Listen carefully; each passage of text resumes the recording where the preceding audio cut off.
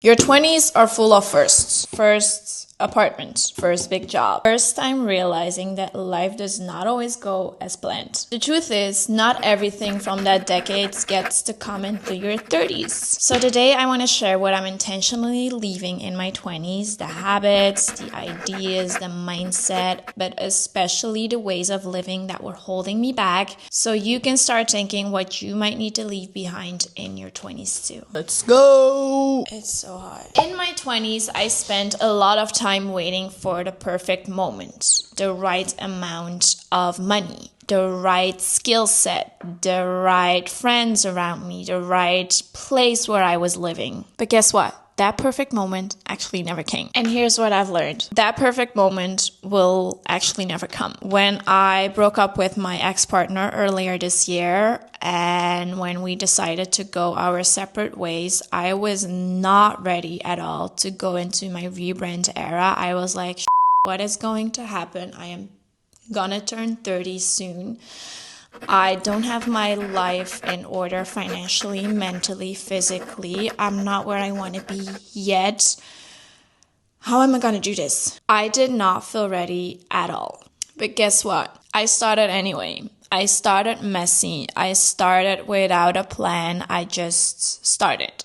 And along the way, I found myself realizing that starting messy is better than not starting at all, because otherwise I would have still been in the same position. So here are some actionable steps that you can actually take towards saying goodbye to the fear of starting. 1. Pick a skill that you have actually been putting off. Pick a skill, pick a habit, pick a lifestyle, anything. 2. Break it into one step that you can actually do in the next 24 hours. And 3. Follow the 72-hour rule. If you have something that excites you, that you can not stop thinking about, start taking action within the next 3 days.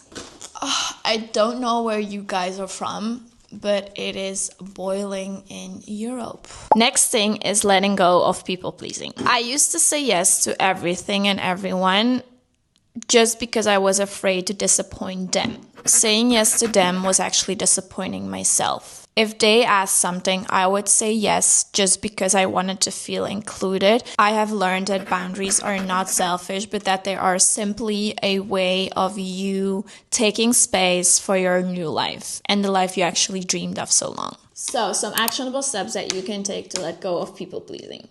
Practice to pause. Before you say yes or no to someone, actually think about it for at least 3 seconds and ask yourself, is this something that I see myself doing? Also ask yourself, if I say yes to this, what am I saying no to? And 3, start with low stakes. Start by saying no to small things, and then build yourself up. The third one is releasing the need for constant comparison. In my 20s, I compared myself to a lot of other people.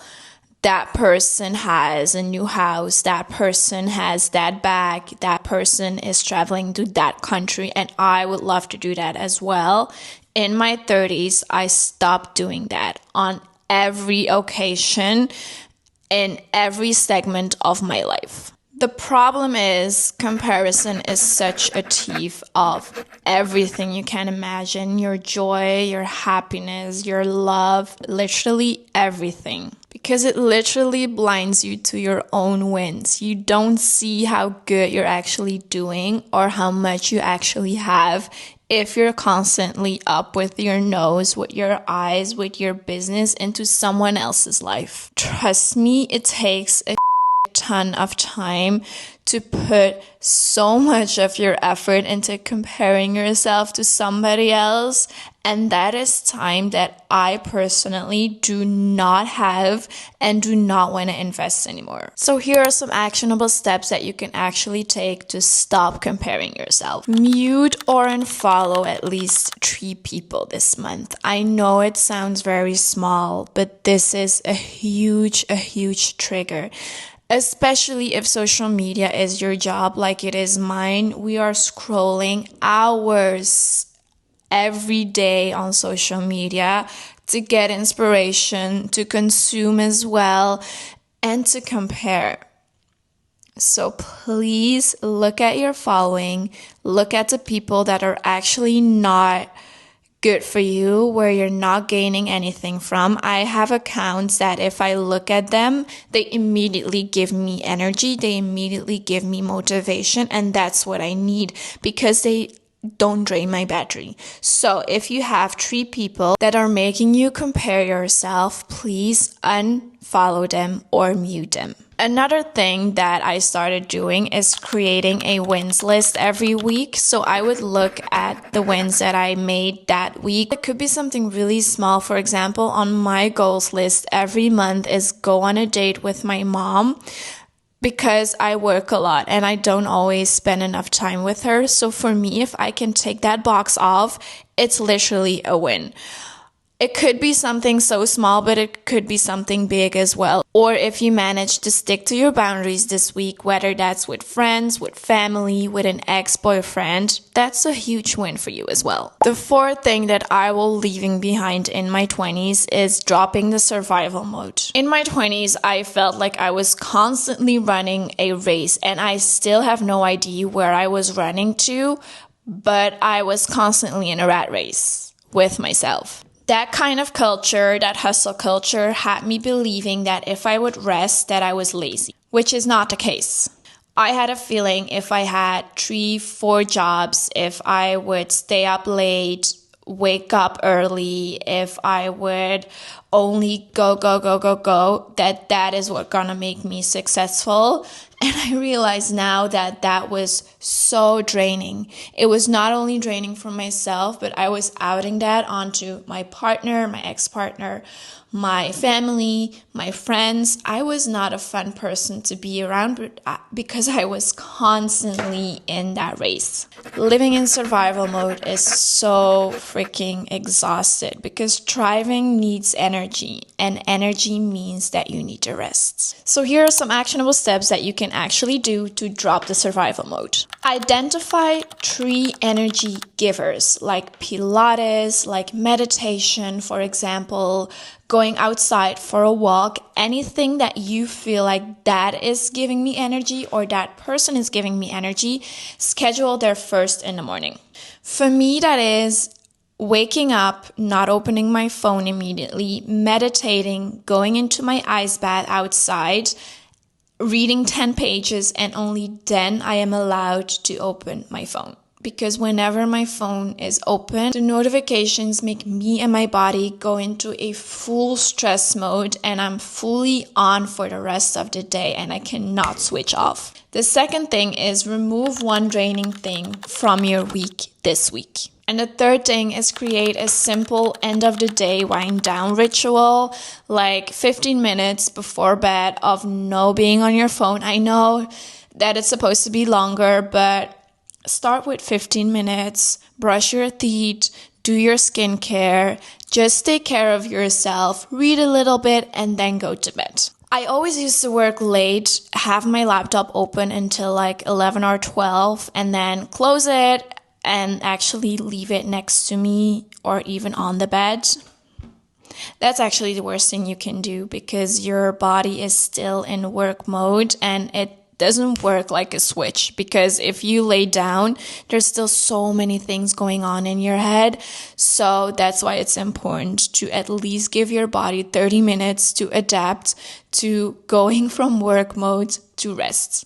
The last thing that I'm leaving behind in my 20s is releasing the need to have it all figured out. In my 20s, I constantly had a feeling that I needed to know where I'm going, how I'm gonna get there, what I want exactly from life, and I never did. I thought if I had all these things lined out, if I knew how to get to where I wanted to go, even though I didn't have a clue of where I wanted to go. At 18, I just wanted to travel. I had no idea. Everyone in my class was ready to go to college. They know exactly what they wanted to do with their life. And I was just sitting there like, I have no clue. So then in my early 20s, I started writing down a plan that I wanted to have, like get married by 30, have some kids by 30 as well, find a husband, be rich, those superficial things. And I felt so much pressure towards myself when I broke up with my ex-partner. And I felt so much pressure when I didn't have those things lined out for me yet. And I had no idea whether that was going to be my life, yes or no. But I found out that life does not work like that at all. It does not. Everything that I thought I had planned, that I thought I wanted, that I thought I knew how to get there, it did not go as planned at all, because God or the universe, whatever you believe in my case, that's the universe. The universe is basically saying, if you want this, but I have something bigger for you. You probably heard this before, but I stand by this saying, and I believe it with my full heart, my full body, that if the universe says, not now, I got something better for you, that you have to just surrender. Just surrender your body, give your full body to the universe, and just go with the flow. Because that's the beauty of it. And now I'm actually learning how to be okay with the in-between. So here are some actionable steps how you can actually release that feeling. 1, write down, even if it's 2 things, 2 small things, 2 big things, it doesn't matter. Write down things that you feel like you want, that you really, really want in your life right now. The second thing is something I stand by as well, and I truly believe in. That's why I work with quarters. Every quarters I make new goals, but write down your goals and your plans for the next 3 months. You do not, it's funny saying this, but you do not need to have a 5-year plan yet. Work in quarters just to give your mind some ease. And then the third thing is say yes to something that challenges you or that scares you at least once a month. I try to do something that challenges me because I am an introvert. I don't really like social places that are really, really busy, but I try to put myself in places or positions that make me feel uncomfortable just to learn something new and to actually see if this is something that I could maybe want to do for the long term, or maybe be triggered by to never do again. Because imagine, what if I were a amazing violin player, but I've never played violin? How would I actually know that I'm a good player? That's what I mean. Your 30s can be a decade where you most feel like yourself, and not because you have it all figured out yet, but because you know what you don't want to carry around anymore. So take a moment to think, have a look in your box of your 20s, take a look what you can actually leave behind so you can make room for something else, or what you can take with you in your 30s. Comment one thing that you're ready to leave behind in your 20s and subscribe so that we can step into this new chapter together 1 week at a time.